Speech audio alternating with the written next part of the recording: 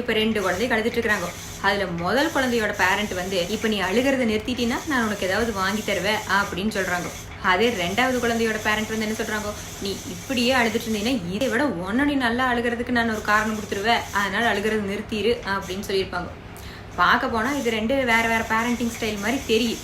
ஆனா அவங்க 2 பேருமே வேற வேற அடல்ட்டை உருவாக்கிக்கிறாங்க. முதல் குழந்தை என்னதான் இப்ப டிஸ்ட்ராக்ட் ஆனாலுமே நம்ம எமோஷன்ஸை வேல்யூ பண்றாங்கோ அப்படின்னு லேர்ன் பண்ணி இருந்திருக்கு.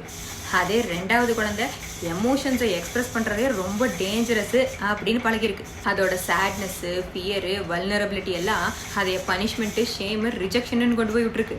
அந்த சீனை அப்படியே கட் பண்ணிட்டு ஒரு 20-25 வருஷம் கழிச்சு பார்த்தா அந்த 2 குழந்தைகளுமே பார்ட்னரா இருப்பாங்க.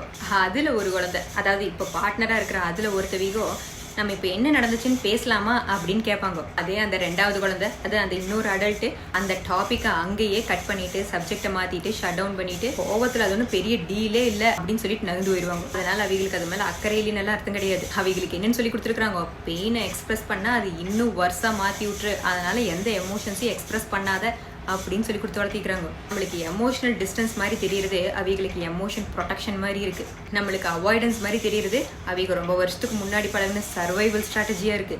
நிறைய ரிலேஷன்ஷிப்ஸ்ல வர ஃபைட்டே இந்த லவ், அந்த அன்புனாலயா மட்டும் இருக்காது. 2 வேற வேற நர்வஸ் சிஸ்டம்ஸ் ஒரு ஃபீலிங்ஸ் எக்ஸ்பிரஸ் பண்ணோம்னா என்ன ஆகும்னு தெரிஞ்சுட்டு 2 வேற வேற சைல்ட்ஹுட் லெசன்ஸ். அதனால ஒருத்தவங்களோட ரியாக்ஷனை ஜட்ஜ் பண்றதுக்கு முன்னாடி அதுக்கு பின்னாடி இருக்கிற கதை என்னங்கிறது புரிஞ்சுக்கோங்க.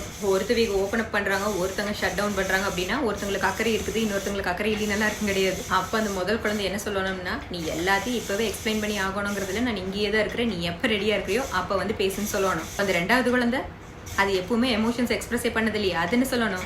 ஆமா நான் அப்செட்டா தான் இருக்கிறேன், ஆனா எனக்கு கொஞ்சம் டைம் வேணும் அப்படின்னு சொல்லணும். 2 பேருமே பெர்ஃபெக்டா கம்யூனிகேட் பண்ணாத அந்த ரிலேஷன்ஷிப் ஹெல்த்தியா இருக்குங்கிறதெல்லாம் கிடையாது. இம்பெர்ஃபெக்டா இருந்தா கூட 2 பேரும் ஒரு விஷயத்தை கம்யூனிகேட் பண்றதுக்கு சேஃபா ஃபீல் பண்றாங்க பாருங்க, அங்கதான் ஹெல்த்தியான ரிலேஷன்ஷிப் பில்ட் ஆகுது. ஹலோ.